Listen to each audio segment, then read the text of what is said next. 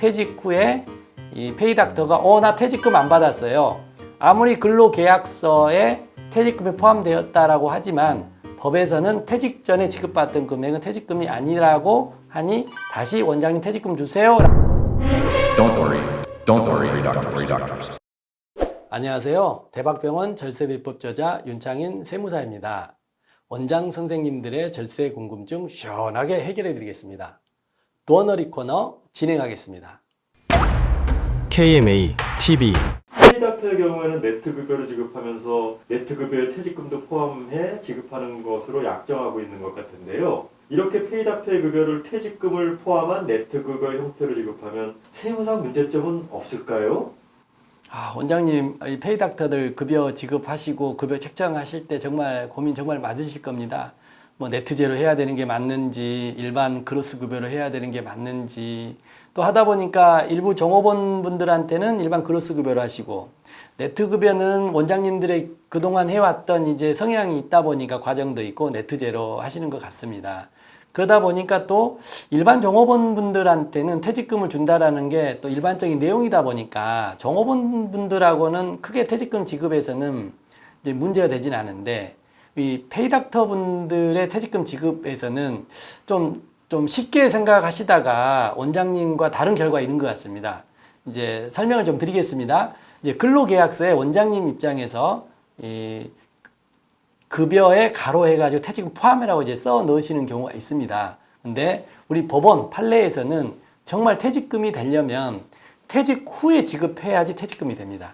퇴직 전에 지급하는 퇴직금은 일단 퇴직금이 아니라고 보고 있고요.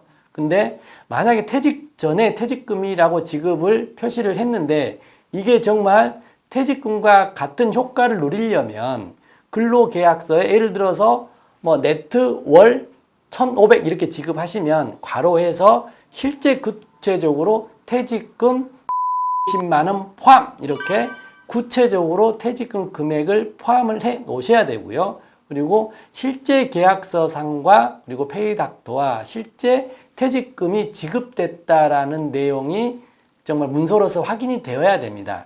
그럴 경우에도 헷갈릴 수 있는 정리를 드리면, 그럴 경우에도 퇴직금으로 인정이 되는 게 아니고 서로 간에 퇴직 전에 주고받던 금액은 일에 대한 대가가 아니었기 때문에 이 금액은 페이닥터 입장에서는 원인 없이 부당하게 받은 금액이 됩니다. 그래서 퇴직 후에 이 페이닥터가 나 퇴직금 안 받았어요.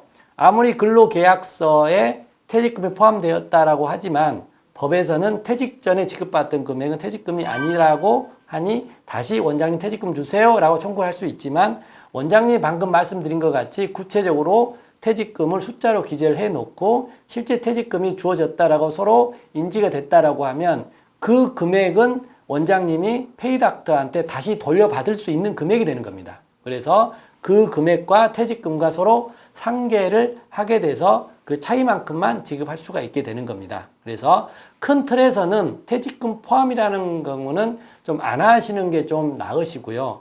설사 하시게 된다라고 표현하시면 꼭 구체적인 숫자 금액을 집어넣어 주셔야지 이 페이닥터가 퇴직금을 별도로 지급을 해달라고 청구하셔도 기존에 원인 없이 지급해준 그 가로 표시된 그 금액과 상계를 할 수 있다라고 이해를 하시면 되겠습니다. 물론 퇴직금도 병원의 경비로 처리가 됩니다. 매월 급여 퇴직금 포함해 지급하는 경우가 병원의 일반적인 내용일까요? 이게 네트급여에서 발생한 일반적인 현상이고요. 이제 과거에 이제 네트제가 발생했던 그 상황이 이제 건강보험공단이랄지 이제 우리 급여 항목 처리가 많지 않았었고요. 그리고 의사분하고 변호사분들, 시장에서 이렇게 공급이 제한된 업종에 있어서 사람을 조금 더 유리하게 채용하고자 했던 이제 방식입니다. 그래서 현재 이제 그로스 급여로 채택하고 있는 분들은 대부분 이렇게 퇴직금 포함해서 지급을 하지 않고 있습니다. 그렇지만 이제 원장님들도 의사이고 페이닥터도 의사이고, 원장님들이 과거 근무했을 때의 그 느낌으로 지금 페이닥터에게 이 퇴직금 포함이라는 이 근로계약서 쓰고 계시는 것 같습니다.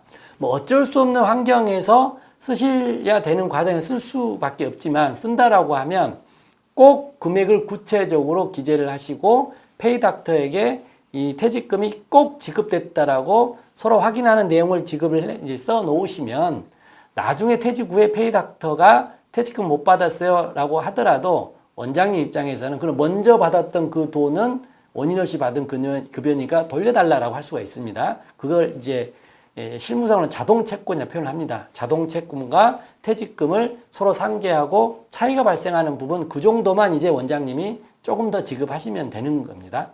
그 부분을 꼭 명심하시기 바랍니다. 원장님 입장에서 많이 억울했을 것 같은데 그 방법이 구제 방법일까요?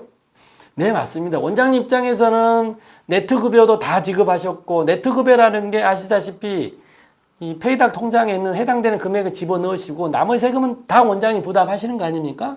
그리고 퇴직금도 다 지급을 하신 거죠. 그리고 병원에 운영 열심히 하셨는데 믿었던 페이닥터가 갑자기 돈을 또 달라고 하시니까 얼마나 당황스럽고 억울하시겠습니까? 그래서 그렇지만 현실은 또 너무 또 마음만 믿고 하다 보면 또 원장님이 또 안 좋은 일을 당하실 수 있으니까 방금 말씀하신 것 같이 근로계약서에 만약에 써야 된다라고 하면 꼭 구체적인 금액을 기재를 하시기 바랍니다.